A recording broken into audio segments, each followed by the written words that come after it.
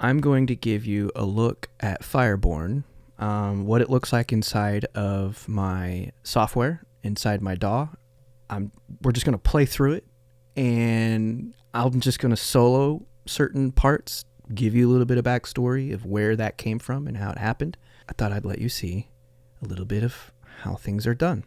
If you're the type of person like my wife who can't stand watching a movie with a person who wants to pause it every 5 seconds and explain everything, this is not for you. But if you're the type of person who's curious about how this stuff is done, welcome aboard. All right, so here we go. I work in Logic. Logic is the software that I use to write all this music. I use a combination of software instruments and real instruments. On this particular one, on Fireborne, I actually used a whole lot of software instruments. So we're going to play it. I'm going to stop it and just highlight different things that I'm going to predict that you might be interested in.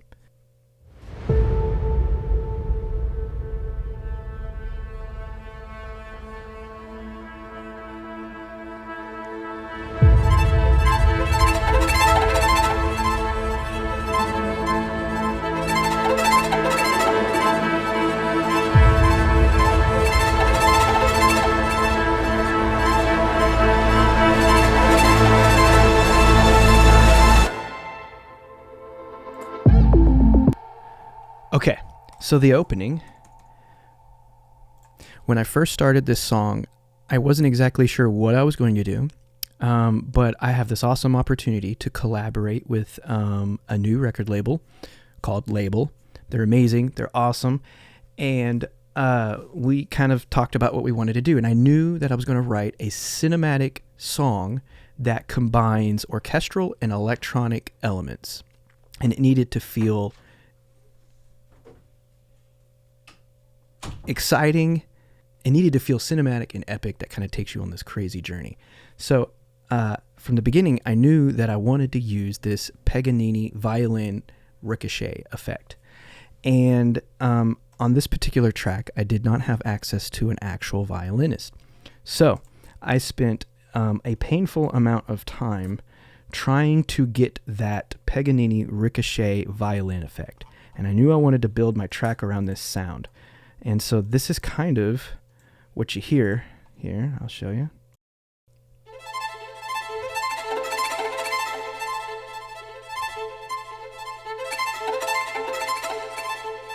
So I started there. And how I did that was I used a combination of two software plugins. And I just drew in the MIDI. I can't even play piano that fast. This is all the MIDI. I drew that in. I made an arpeggio. And then I dequantized it. In other words, I kind of made it go off time just a little bit because humans play a little off time. When you try to sync everything to the grid like that, people start to notice that it's fake. And then I kind of just like let the velocity kind of breathe in and out like so. That's kind of how I did that. The two violins that I used was 8-Dio Studio Solo Violin. I used the Martelli, I think I said that right, articulation, which is kind of like a spizzicato effect. I chose it just off instinct and what my ears liked to hear. And then I combined it with Westwood's Violin Untamed, and I used the spizzicato articulation. And when you put those together, I felt that it achieved the effect I was going for.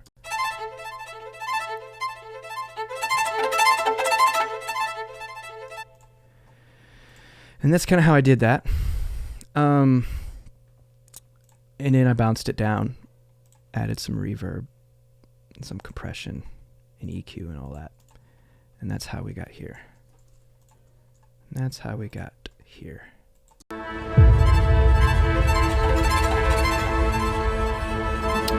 Then I used Albion 1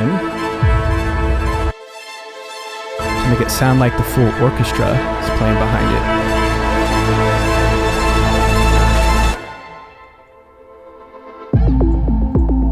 So that's how I did that kind of violin Paganini effect at the beginning. For that really cool brass texture that you hear,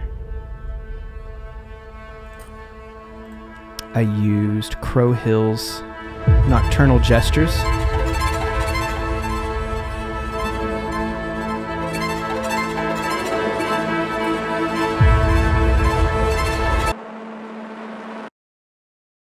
I used a Vital Synth, one of my favorite synthesizers. It's kind of like Serum, to get this right here, this growing effect right here.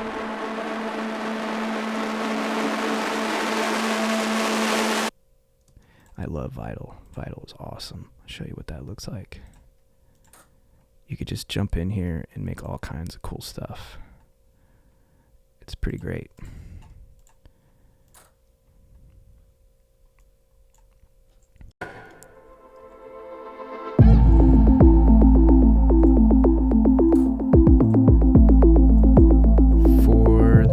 Little synth ARP, I used a combination of a hardware synth.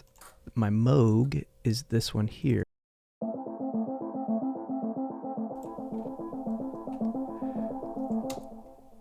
I used this guy right here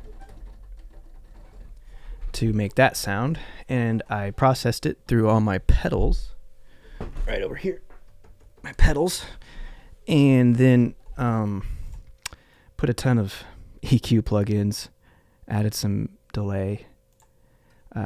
If you're an engineer out there, I'm a little embarrassed for you to see this, but hopefully it sounds good. So I used my Moog for this subtle sound here, and then I used Massive to get this effect, and I think I just used this preset right here and just slightly changed the cutoff. And then I went in here. You could draw MIDI notes. I just drew a simple ARP, and I put a high pass curve on it. That's how you get this little part here. Right here's a little break. That was cool. And pretty much I just duplicated the Moog and I pitched it up a octave, and I added, on this one, I added this really cool saturation plugin to kind of give it like this like warbly mono tape vibe.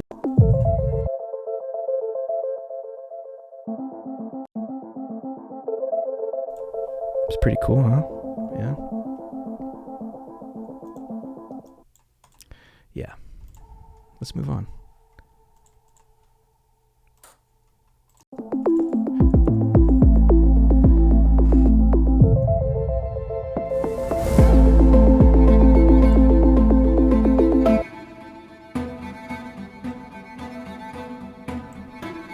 Okay, for those little pizzicatos,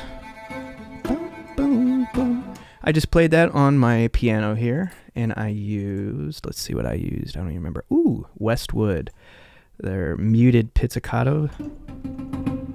Pretty cool, huh? I used that, and then sometimes I combine different,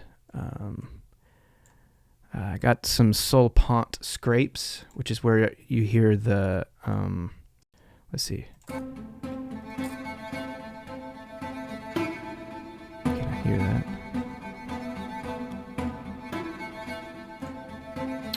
Yeah.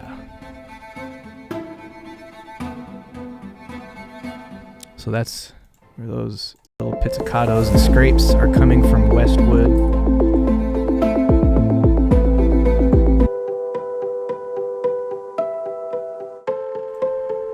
Let's see what we got going on here.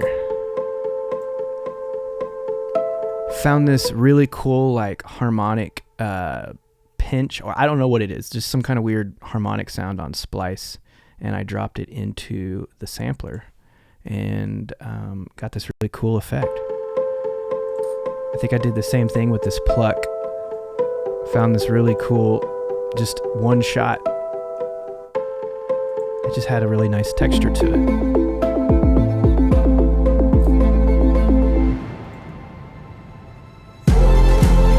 Got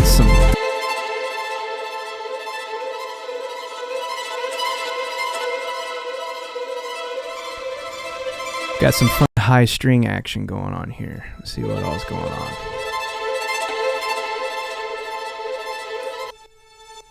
Looks like I sidechained this tremolo section here.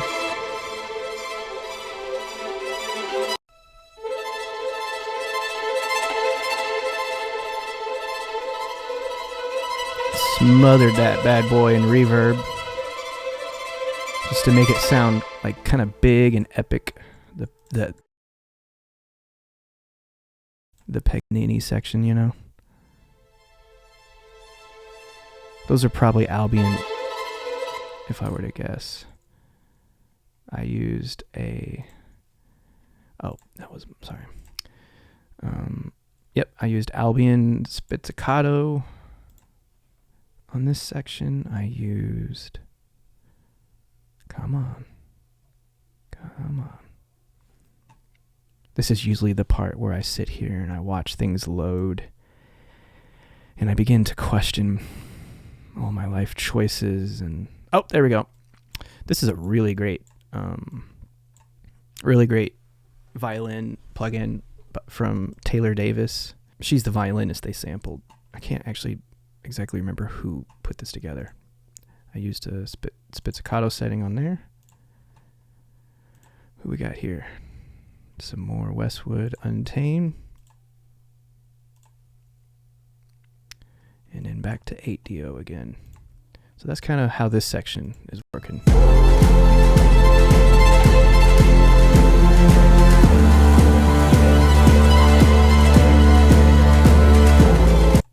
I also am using some oohs and ahs here.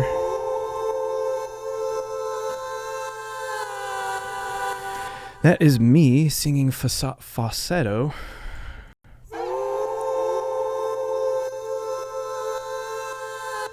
So, are you ready for some real vulnerability? I really had to doctor these oohs and ahs up because I am not very good at singing, as you would probably guess. So if I were to show you what this thing looks like dry, whew.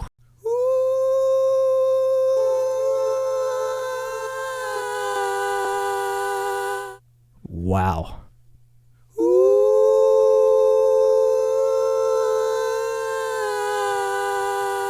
I'm not gonna lie, that's pretty embarrassing.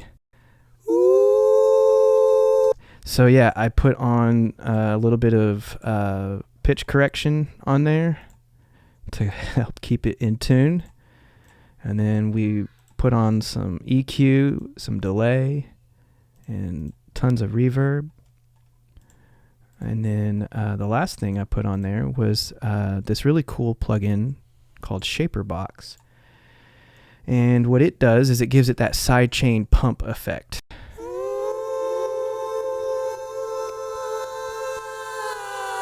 I just kind of felt that worked nicely with the kick here. It kind of ducks with the kick. With the 808 there.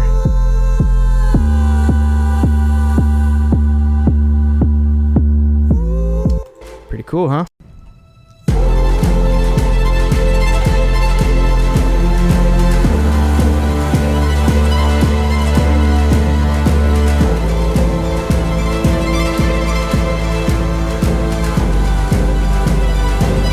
Here's where it gets massive.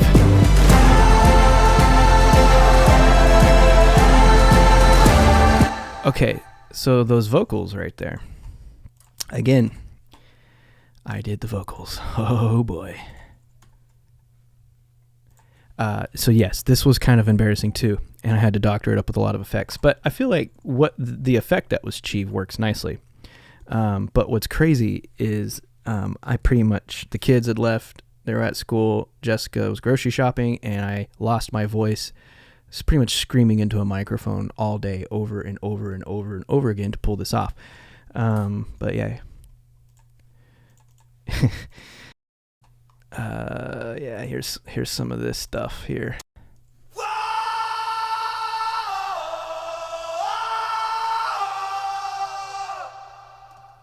Dude, I was really embarrassed to send these dry stems to the mix engineer because I knew that he would hear things like this.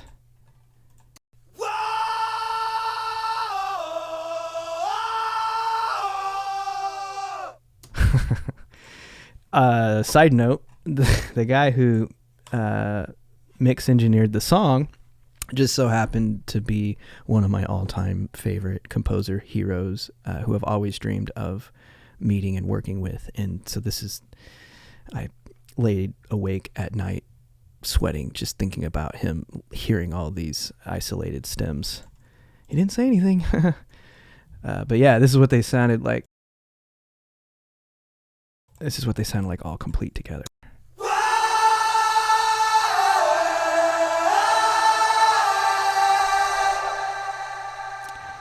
Pretty cool, huh? Yikes.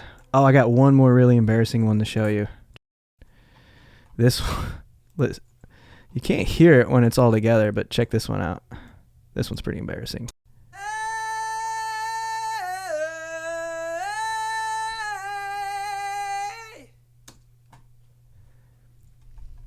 Thank God for editing and pitch correction and all that fun stuff, right? I may have just ruined this song for some of you. But yeah, once it all comes together, it's like magic.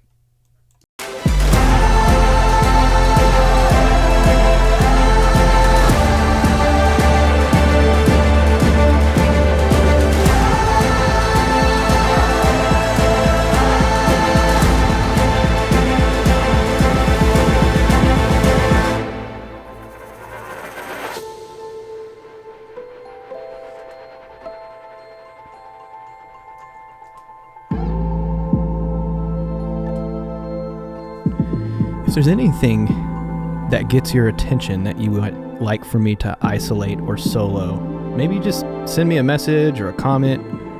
I don't mind trying to answer your questions if you're curious about anything.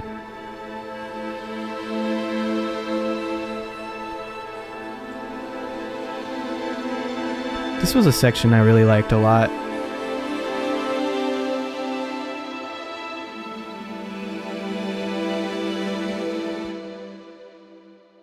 Has all these nice, beautiful string textures kind of weaving in and out as they slowly grow. So I've got this automated here to just slowly open up the high frequencies as it goes along. And I did this on all of these string layers here to give it just like a sense of us growing out of this dark place.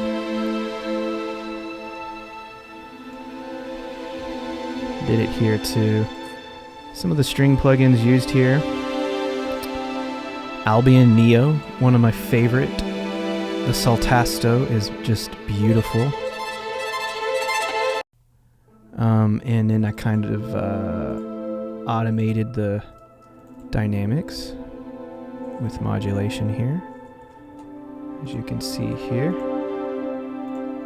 This kind of goes up and down, which just gives it that breathing effect. Makes it feel very alive and human. See, I like how by the time we get here, all that top end is opened up. And that Saltasto articulation just makes it so lush and it's like quiet. You can hear the bowing and it's just so pretty. So pretty.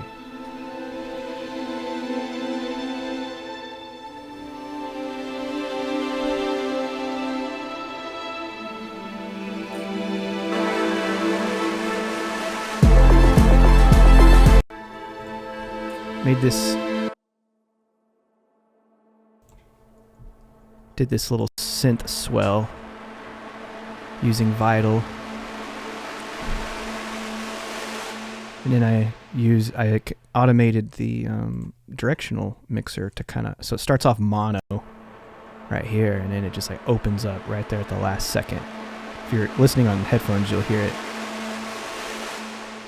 I don't know, just kind of gives it this nice effect.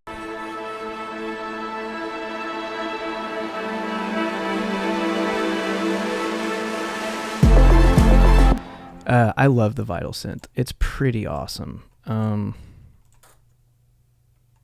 I don't know, it's just kind of user intuitive for me. I think I made this Bram setting here. And I think I just held... Whoa, sorry for your ears. I probably made that a little more aggressive. I love how it like breaks apart there.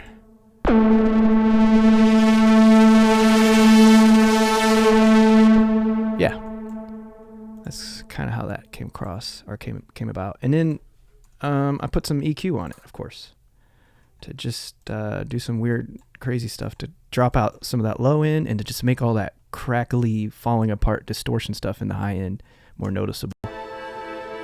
It's just little things like that I feel help push the track along.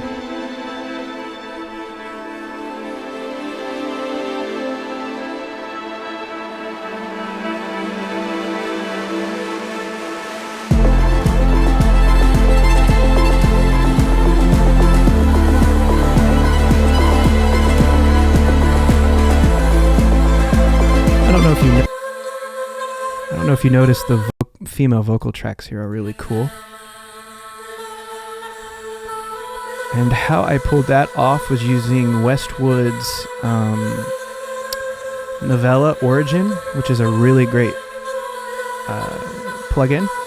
And I just used the choir setting. Oh, there's Charlie again. Used the choir setting and I put it on chatter, and I just played it on. Just played these little notes here on the piano. That's kind of how we pulled that off. Put a pretty aggressive high pass on there, just so that it sits on top of the mix nice and neatly. Just thought I gave it some nice human texture.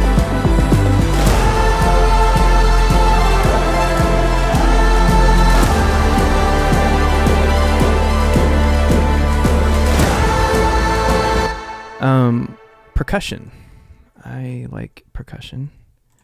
So for my low percussion, I use some taikos. Where'd it go? Where are you? Oh, sorry, I was just a little lost. Okay, here we are. There it is. Some of you probably saw it before I did. I used Action Strikes for my taikos, which I really just love this plugin a lot. I probably overly use it. I'll solo it for you so you can hear it.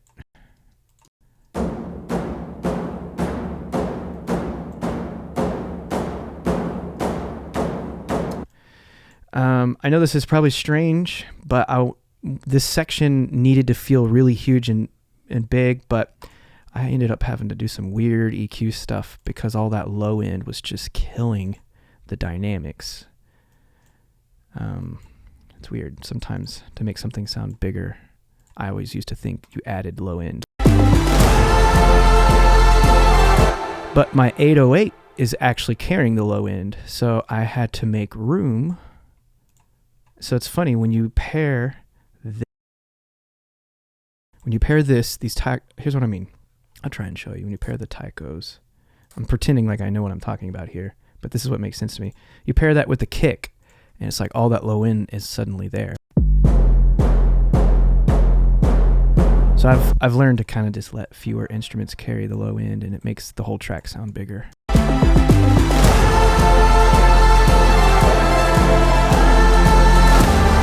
.8do has also a taikos plugin that I used, but I actually just used only the sticks. I only used the sticks off of it, and apparently I cannot spell sticks. Look at that. Look at that. Can you see that? S-T-I-K-C-S. Sticks.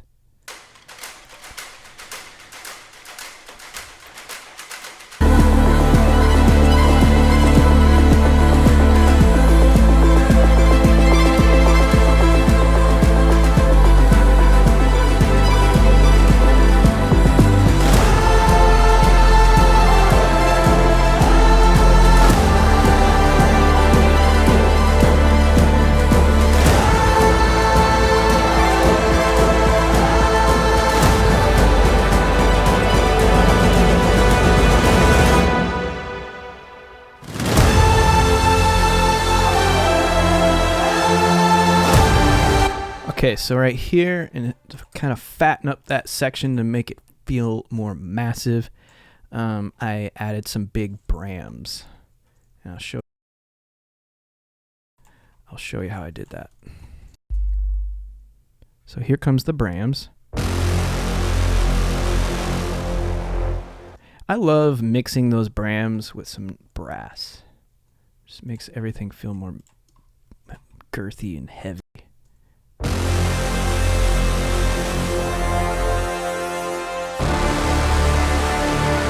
That's intense. So the brams, how I did it is I used a combination of, I used my sampler and I grabbed a splice bram, dropped it in, had it loop a section of it. Actually, I don't know if this is splice. That might have come from my Devastator Pro pack. I can't really exactly remember. But I mapped it out onto sampler, or just dropped it into sampler, and it wasn't quite long enough to fill the bar here, so I had to loop it so it could fill the bar. And then I used Vital again to create this bram. So what those kind of sound like here. This is the Vital bram. I'm kind of modulating the filter to slowly open, and then at the end you'll see right here this completely opens up. So all of this down here, the squiggly stuff, controls the filter on Vital. Yeah, so that's kind of how that goes for the big O ending there.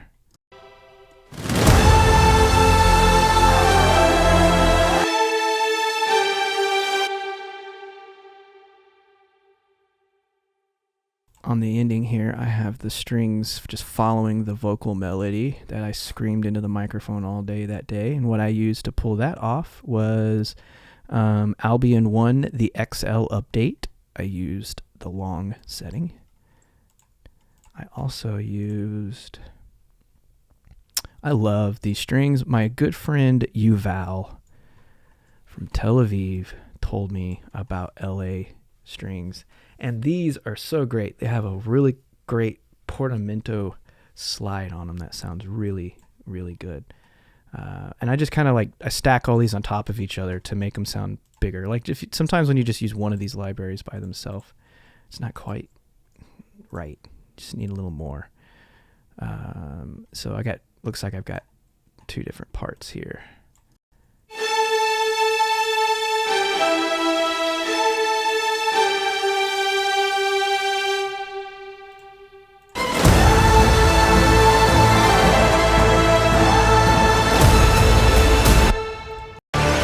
I thought it would be kind of cool to bring in the our Paganini here.